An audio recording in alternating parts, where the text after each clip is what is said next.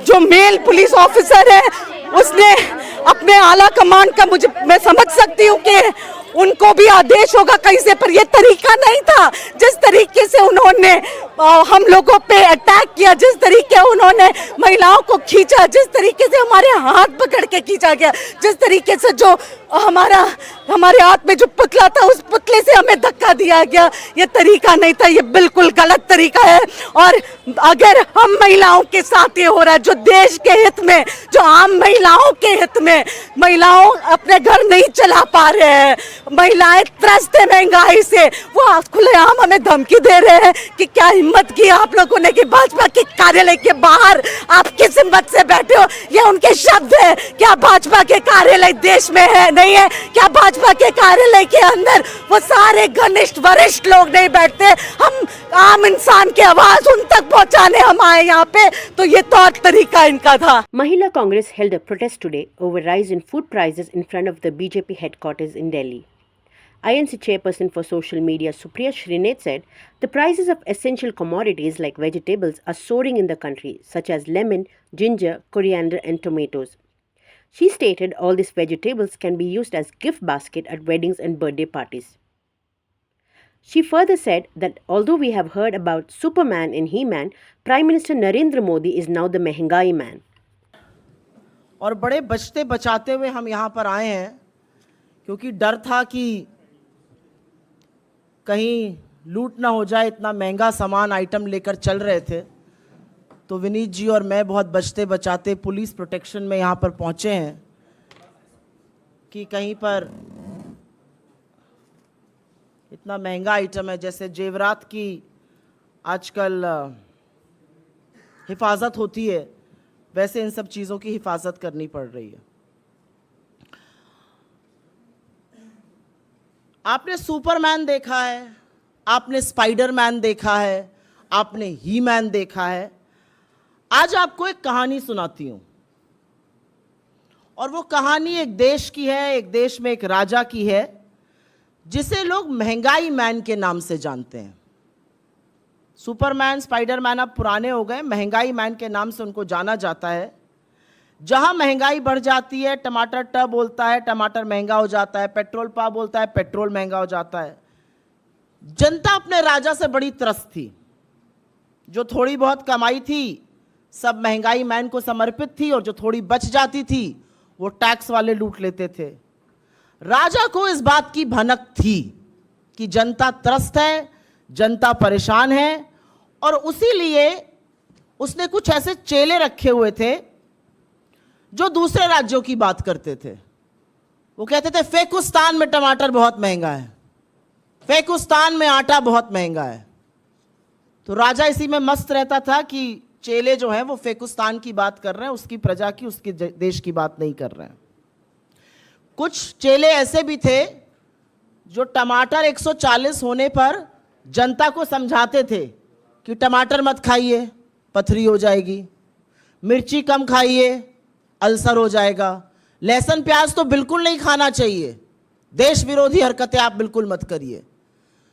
तो राजा को ऐसे लोग थे जो समझाते थे, लेकिन असलियत यह है कि जिस राजा का महंगाई मैन नाम है वो नरेंद्र मोदी है।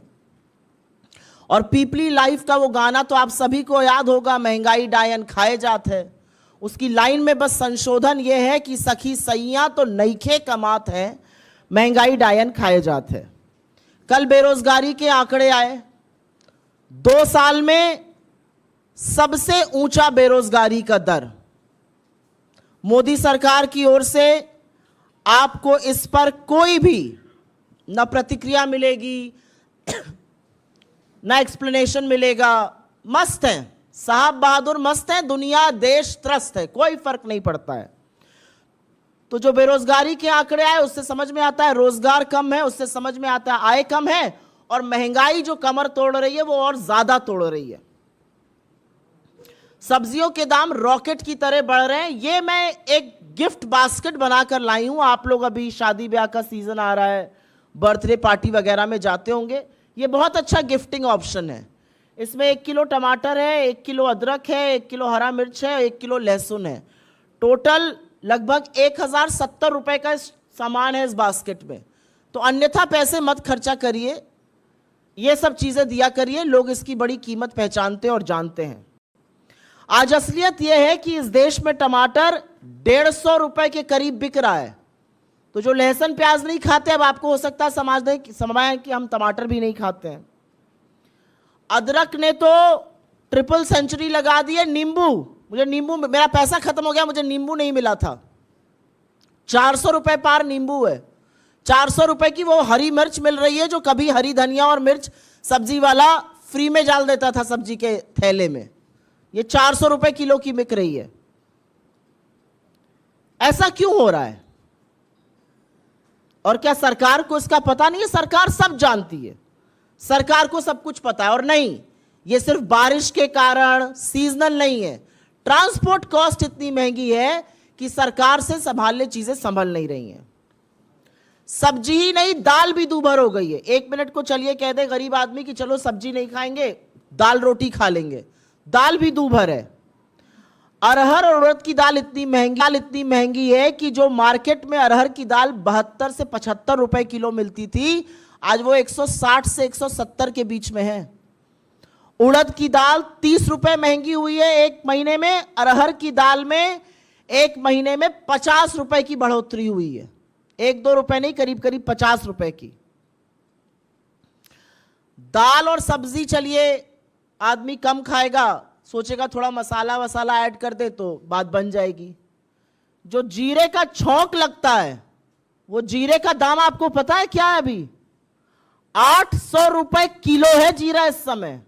800 रुपए किलो जीरा बिक रहा है। वो जीरा जिसमें तड़का लगा के थोड़ा गरीब आदमी का और मध्यम वर्ग का खाने का स्वाद बढ़ जाता है। उस जीरे में 200 रुपए किलो, 200 रुपए प्रति किलो का इजाफा 1 महीने के अंदर हुआ है। 800 पे दाम पहुंच गया है। ये जीरा कभी 200-250 रुपए पे बिकता था। अब सब्जी भी महंगी है, दाल भी महंगी है, मसाले भी महंगे हैं। खुद सरकार मान रही है। कंज्यूमर अफेयर्स मिनिस्ट्री की जो रिपोर्ट है वो कह रही है 10 में से जो 10 सबसे जरूरी चीजें हैं, जिसमें दाल, चावल, आटा, मसाले, सब्जियां, चाय पत्ती, आलू, प्याज, टमाटर, उसमें से 9 चीजों के दाम में आग लगी हुई है। यह सरकार खुद मान रही है। इसके बारे में क्या कर रही है उसकी कहानी अभी हम आपको सुनाते हैं। आपके साथ हम ये जब आंकड़ा शेयर करेंगे तो आपको इसमें टेबल भी मिलेगी और विस्तृत रूप से आंकड़ा भी मिलेगा। पिछले 1 महीने में टमाटर 160 पे है, धनिया 200 की है, अदरक 400 की है, मिर्ची 400 की है, लहसुन 130 का है, परवल 80 का है, अरबी 80 की है, भिंडी 70 की है। और जो मोदी जी महंगाई की मार से बचाने के लिए ये वादा करके सत्ता में आए थे, उन्होंने आंख पर ऐसी पट्टी बांधी कि पिछले 9 साल से खुली नहीं है। उनके राज में 2013 से 2023 के बीच में आटे के दाम में 46%, आटा कॉमन फ्लावर के दाम में 46% वृद्धि हुई है। चावल 25 रुपए किलो मिलता था, अब 36 के ऊपर पहुंच गया है। दाल जो 72 की थी वो 160-170 के बीच की मिल रही है। सरसों का तेल 90 से दोगुना होकर 185 पार कर चुका है। और नमक, हमारे गांव की तरफ कहा जाता है कि तरकारी दाल ना हो तो नून से खा लीजिए रोटी। तो वाकई में जो लोग मोदी जी को लाए थे और ये वादा किया था कि नमक रोटी खाएंगे, उनके नमक के लिए भी मजबूर कर दिया है। नमक का दाम जो कभी 13 रुपए होता था वो 20 के ऊपर है। अब आपको एक और असलियत बताती हूं। ये तो हो गई महंगे दामों की बात, आग लगी हुई है, आसमान छू रहा है, जैसे भी बोलना चाहिए। एक और चीज करी जा रही है। आपकी आंखों में धूल झोंककर आपकी जेबों पर डाका पड़ रहा है। वजन घटाया जा रहा है पैकेटों का, और या तो दाम वही रखा जा रहा है या दाम बढ़ाया जा रहा है। सिलसिलेवार तरीके से आपको बता देती हूं। ये बिस्किट का पैकेट आपको याद होगा, पार्ले जी का पैकेट है। गांव, शहर, देहात कहीं भी जाइए, ये छोटा पैकेट खूब बिकता है। ये छोटे पैकेट का दाम 5 रुपए, लेकिन अब ये 50 ग्राम का हो गया है। पहले ये 80 ग्राम का था। 30 ग्राम कम कर दिया गया, दाम वही रखा गया। तो ये बिस्किट बड़ा महंगा हो गया। ये चाय की पत्ती है, पहले 50 रुपए में 250 ग्राम मिलती थी, अब 70 रुपए में 200 ग्राम मिल रही है। ये चाय की पत्ती है। जब हम लोग की तरफ गांव जाते हैं तो लोग बिस्किट का पैकेट और चाय जरूर खिलाते हैं, चाय पिलाएंगे बिस्किट खिलाएंगे। ये 30 ग्राम कम कर दिया, दाम रखे। ये 50 रुपए का मिलता था 250 ग्राम, अब 70 रुपए का और वजन 200 ग्राम। ये नमकीन के कुछ पैकेट में लाई हूं। 10 रुपए में पहले 65 ग्राम नमकीन बिकता था, ये पैकेट है आप लोग के सामने। अब 10 रुपए में 32 ग्राम नमकीन बिक रहा है, मतलब आधा कर दिया। 33 ग्राम इस नमकीन के पैकेट को कम कर दिया गया।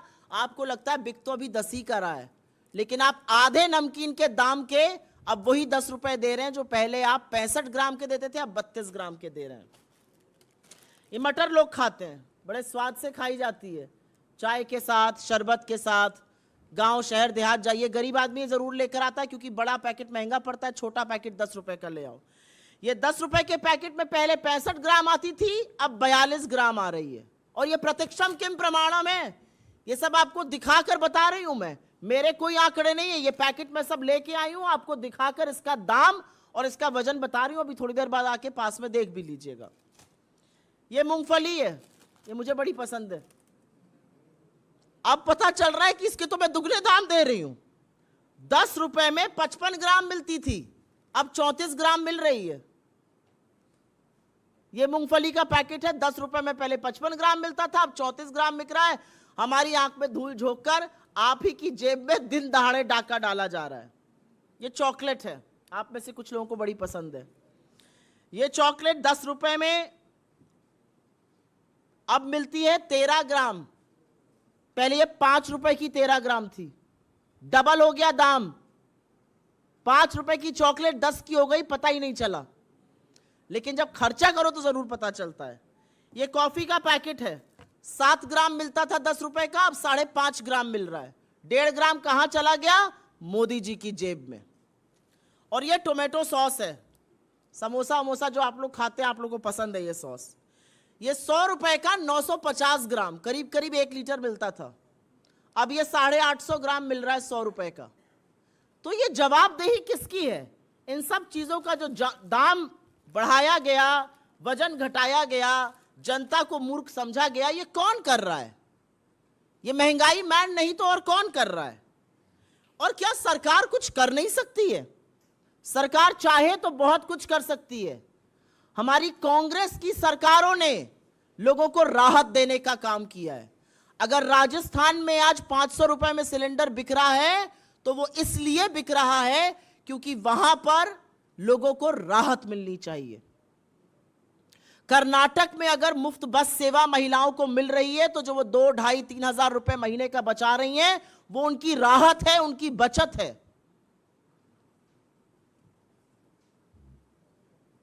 सरकार क्या कर रही है उल्टा? सरकार ने आंख पर पट्टी और मुंह में दही जमा दी, उस दही पर भी जीएसटी लगा हुआ है। सरकार को कोई फर्क नहीं पड़ रहा है। लोग महंगाई से त्रस्त हैं, सरकार को कोई फर्क नहीं पड़ रहा है। सरकार चाहे तो अभी इसी वक्त बड़ी राहत ला सकती है। एक्साइज ड्यूटी कम करे, डीजल का दाम घटेगा, पेट्रोल का दाम घटेगा। मेन ट्रांसपोर्ट फ्यूल डीजल है, डीजल का दाम घटते ही सब्जियां सस्ती होंगी, तमाम चीजें सस्ती होंगी। ऐसा क्यों नहीं कर रही है सरकार? सरकार क्योंकि मुनाफाखोरी में लगी हुई है।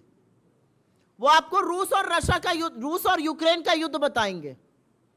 अरे प्रभु, आपके पूरे कार्यकाल में कच्चे तेल का औसतन दाम $65 प्रति बैरल रहा है, लेकिन क्या आपके पेट्रोल और डीजल का दाम कम हुआ है?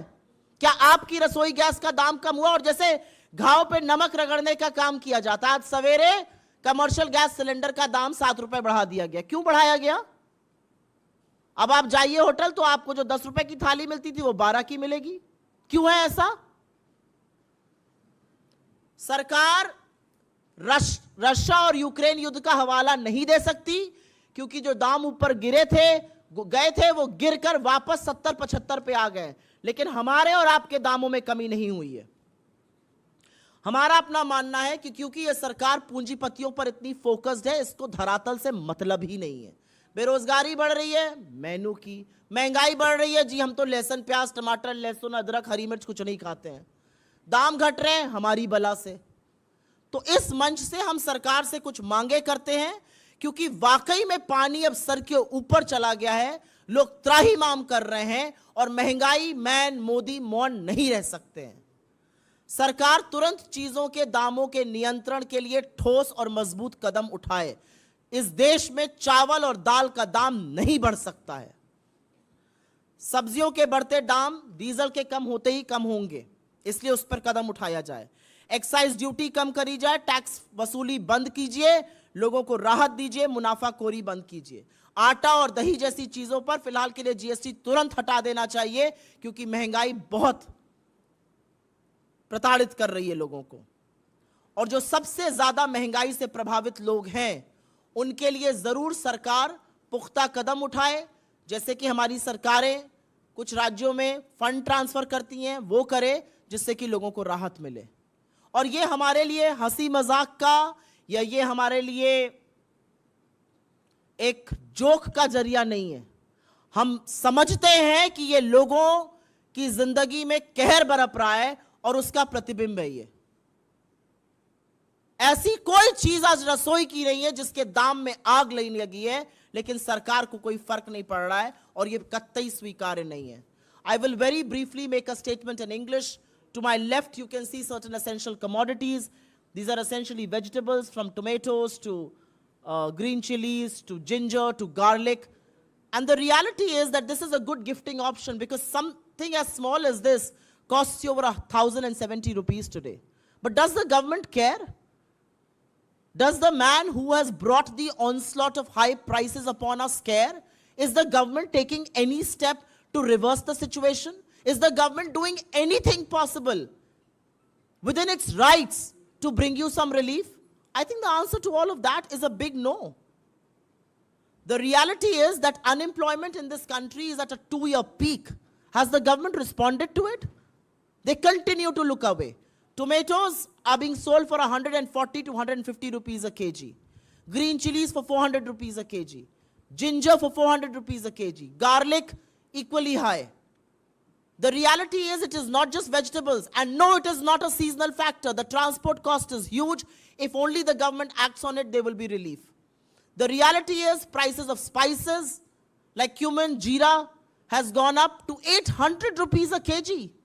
It has seen a jump of nearly 200 rupees in a few months. Pulses, as common as tuar or arhar dal, are costing you anything between 160 to 170 rupees. Branded pulses even more. Prices of rice have gone up.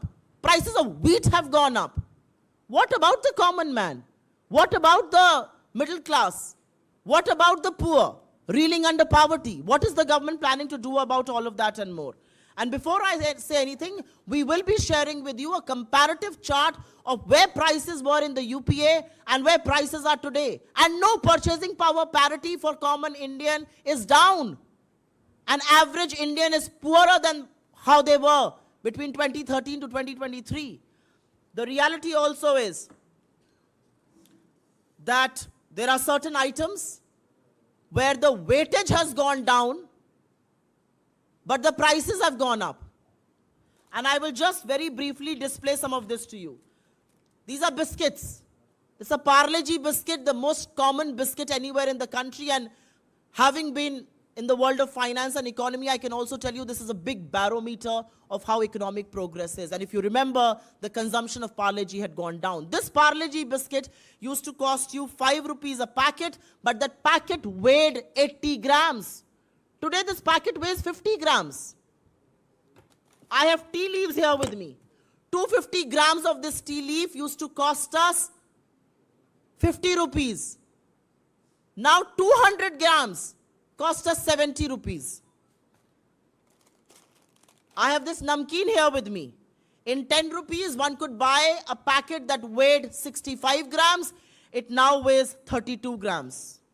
I've got mutter here with me. A 10 rupee packet would get you 65 grams of mutter. Today it gets you 42 grams of mutter. I've got peanuts here with me. It used to cost 10 rupees, 55 grams. Now you get only 34 grams in that 10 rupees. I've got a chocolate here with me.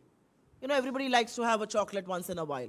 It used to cost me 5 rupees. It now costs all of us 10 rupees. Prices have not gone up by a 50 paisa or a rupee. They have doubled from 5 to 10 rupees. I've got coffee here with me. It used to be a 7-gram sachet that used to cost us 10 rupees. That 7-gram sachet has now been reduced to 5.5 rupees. 1.5-gram sachet rests with Mr. Modi. And here is sauce. 950 grams of this sauce used to cost me about 100 rupees. It now costs us 850 grams for 100 rupees. So the reality is that the government is completely apathetic. They don't really care. It doesn't matter to them what common man or woman is facing. And is it a fact that the government can't do anything? Is it all seasonal? Absolutely not. I mean, look at the Congress governments. Look at our government in Rajasthan. Our government in Rajasthan is committed to bringing relief. We are giving cylinders for 500 rupees. Our governments like in Karnataka have made bus service free. That has left additional money in the hands of women. And that is relief for them in a time when they're reeling under high prices. So the government can do a lot, but the government is busy profiteering. Crude oil prices on an average for this government have been at $65 a barrel. But have prices gone down for you? No, they haven't. After the Russia-Ukraine war started, prices went up, but then they came down and came down substantially. Today, they are anywhere between $70 to $72 a barrel. Have prices gone down for you? No. Can the government bring down prices any moment? They just have to bring excise duty down. Are they willing to do it? No, they are not. They're getting cheaper crude from Russia.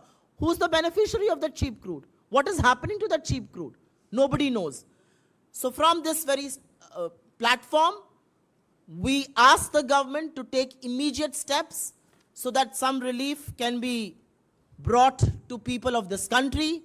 We expect the government to rationalize fuel prices. We expect the government to reduce prices so that diesel costs come down, so that prices of vegetables can come down. We expect the government to stop profiteering through taxes, to remove common flour and yogurt right now from the GST and bring in some relief. And people who are really reeling under high prices need to be given some monetary help, some fiscal help. And that is going to be a big boost for those people. But for now, I am only showing you this basket. It's a very precious basket. ये बहुत महंगी, बहुत बेशकीमती तोहफा है. 1070 रुपए की ये छोटी सी बास्केट है.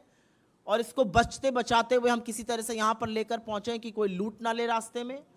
1 किलो टमाटर इसमें 150 रुपए का है, अदरक 400 की है, मिर्ची करीब 1 किलो डाली है वो 400 की है, लहसुन है. ये अपने दोस्तों के यहाँ, मित्रों के यहाँ, परिवार वालों के यहाँ मिठाई मत लेके जाइएगा. अब ऐसी सब्जियों की बास्केट लेकर जाइएगा. ये कृपा मोदी जी ने 10 साल में कर दी आप लोगों के ऊपर. पहले आपके सवालों का स्वागत है.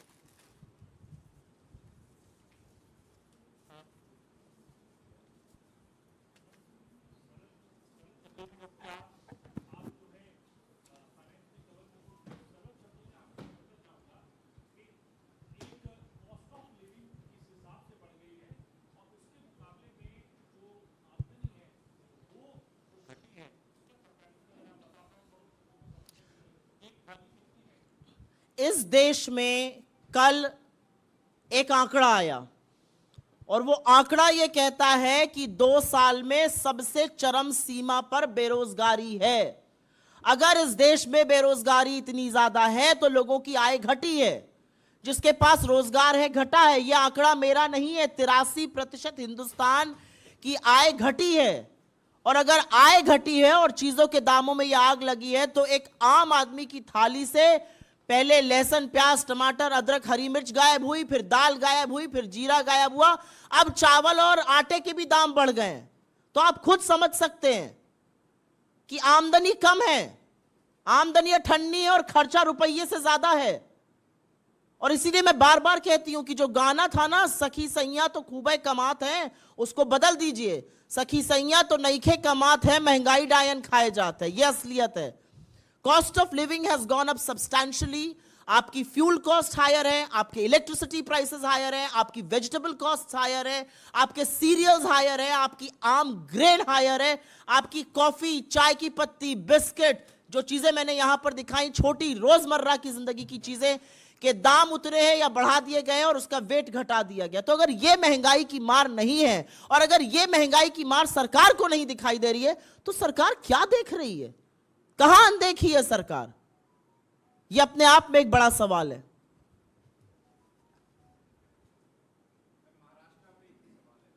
No, first I will take suo motu questions on this.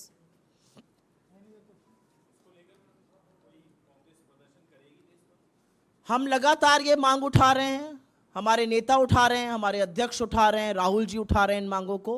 हम हर तरह का हमने प्रदर्शन किया है, आगे भी करेंगे। लेकिन सोती हुई सरकार क्यों सो रही है? क्या उनको लोगों की तकलीफ और दर्द दिखाई नहीं देता है? क्या सरकार को यह समझ में नहीं आ रहा है कि इसका क्या प्रभाव पड़ रहा है लोगों पर? कांग्रेस हर बार सड़क पे उतरी है, हर बार संसद तक की हमने लड़ाई तय करी है।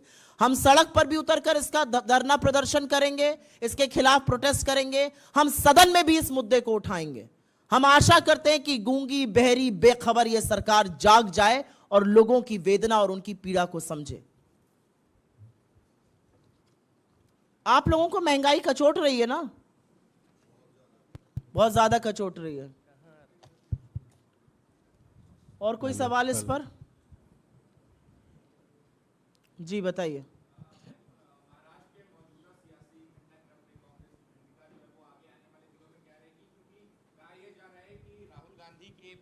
राहुल गांधी के पटना में शरद पवार के साथ जाने पर भी अजीत पवार जो है वो खासे नाराज थे और ये एक बड़ी वजह बनी जाने का। मैं आपसे दो बातें कहूंगी।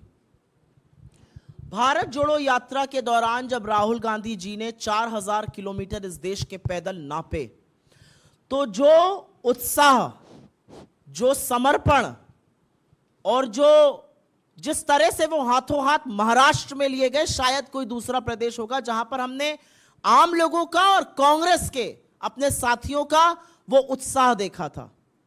तो मुझे लगता है कि महाराष्ट्र में कांग्रेस और मजबूत होगी। महाराष्ट्र के लिए, महाराष्ट्र के साथ हमारा ऐतिहासिक संबंध रहा है। महाराष्ट्र में कांग्रेस और मजबूत होकर और प्रखर बनकर उभरेगी। और ये जो भी लोग हैं ना जो विपक्षी एकता पर सवाल उठाते हैं, वो दोमुही बातें करते हैं, वो दोहरे मापदंड अपनाते हैं। 24 घंटे पहले मोदी जी जिन लोगों को अब शब्द कह रहे हैं, पानी पी पी कर गाली दे रहे हैं, उन्हीं के साथ आत्मसात हो जाते हैं। तो आज मोदी जी से सवाल पूछना है, आप क्यों घबरा रहे हैं विपक्षी एकता से इतना कि कहीं उनको तोड़ रहे हैं? कोई फर्क नहीं पड़ेगा, क्योंकि जनता भी जानती है कौन किसके साथ खड़ा है और कौन किसके खिलाफ खड़ा है। जनता के जो मुद्दे हम यहां पे, मेरा शौक नहीं है यहां पर टमाटर, प्याज और लहसुन रख के रखने का, लेकिन ये जनता की मांग है, इसलिए हम कर रहे हैं। और जनता जान रही है कि उनके मुद्दे कौन उठा रहा है और कौन सत्ता के सुख के लिए लालायत है। जी सरकार की अगर बात करें, महिलाओं की शिक्षा या महिलाओं के विकास को तमाम बड़े दावे करती है, बेटी बचाओ बेटी पढ़ाओ के नारे देती है। वहीं अगर महिला राजदूतों की बात करें, 2021 में ये औसत लगभग 17.5% था, अब घटकर 13% पे महिला राजदूतों का जो है औसत आ गया है। महिला क्या? और वैश्विक स्तर पर लगभग ये संख्या 21% के ऊपर है। आज जो 13% की जो संख्या है वो लगभग मिडिल ईस्ट यानी अरब देशों के बराबर हमारी संख्या आ चुकी है महिला राजदूतों की, राजदूतों की। देखिए, महिलाओं का प्रतिनिधित्व हर जगह होना चाहिए। आपकी बात बिल्कुल सही है कि महिलाओं को राजदूत भी बनना चाहिए, ज्यादा से ज्यादा महिलाओं को राजनीति में आना चाहिए, उनको मौका मिलना चाहिए। कौन ये करने के लिए समर्पित है, ये बात का सवाल है। हमने तो दावे के साथ, मेरे नेता ने पब्लिकली कहा है, राहुल जी ने, कि जिस दिन मोदी जी 33% आरक्षण सदन में लाएंगे, हम बिना शर्त उसका समर्थन करेंगे। 9 साल से सत्ता में प्रचंड बहुमत है, क्यों नहीं लाते हैं? किस चीज से डरते हैं? उनको तो किसी घटक दल का भी साथ नहीं चाहिए। लाएं, महिलाओं को आगे बढ़ाएं, दिखाएं अपना समर्पण, दिखाएं अपना कमिटमेंट। बट करेंगे नहीं ऐसा, क्योंकि ये जो नारे हैं और ये जो दावे हैं, ये खोखले हैं और जबानी जमा खर्च हैं। क्यों हमारी राजदूतों की संख्या कम हो गई? Women in fact are considered very good ambassadors, women are considered very good diplomats. क्यों हमारी संख्या कम हो गई? क्योंकि अगर दावे में सच्चाई होती तो पहले शीर्ष पर बैठी हुई महिलाओं को मौका मिलता। क्यों नहीं मौका मिल रहा है आज की तारीख में? यह बात तो भाजपा को जवाब देना चाहिए, सरकार को जवाब देना चाहिए।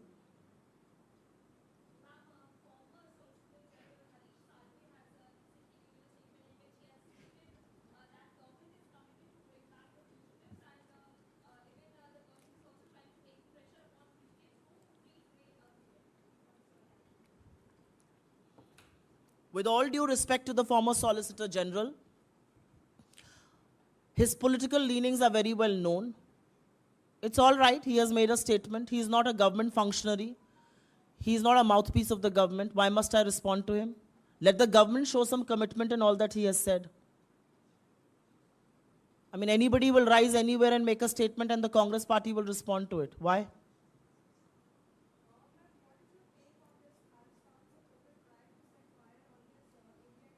What? Can you speak a little louder?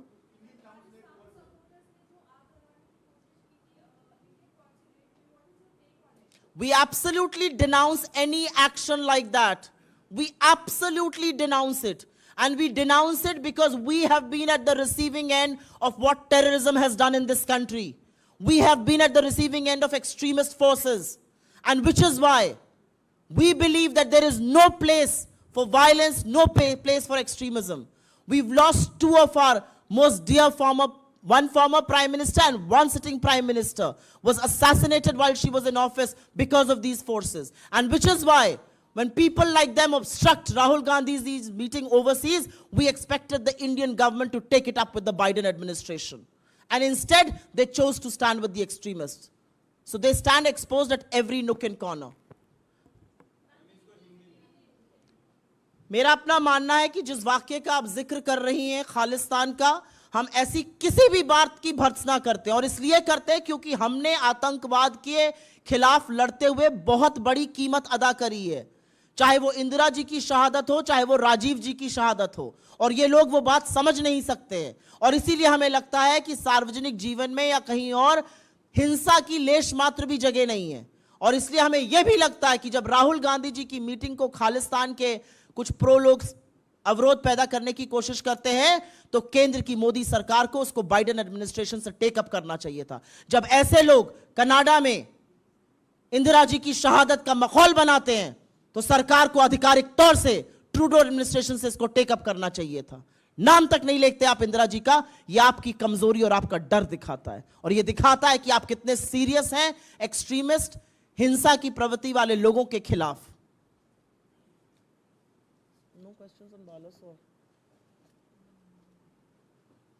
अभी आप लोगों को एक और खबर पता चली होगी बालासोर के बारे में, और जैसा कि वहां की कमेटी ने बताया कि ये टेलीकम्युनिकेशन और सिस्टम फेलियर था, तो हम इस मंच से, हमारे नेताओं ने इस पर ऑलरेडी वक्तव्य दिया, हम इस मंच से सिर्फ इतनी ही अपील कर सकते हैं कि गरम भोजन, कहीं हरी झंडी, कोई नई वंदे मातरम के चक्कर में मत पड़िए।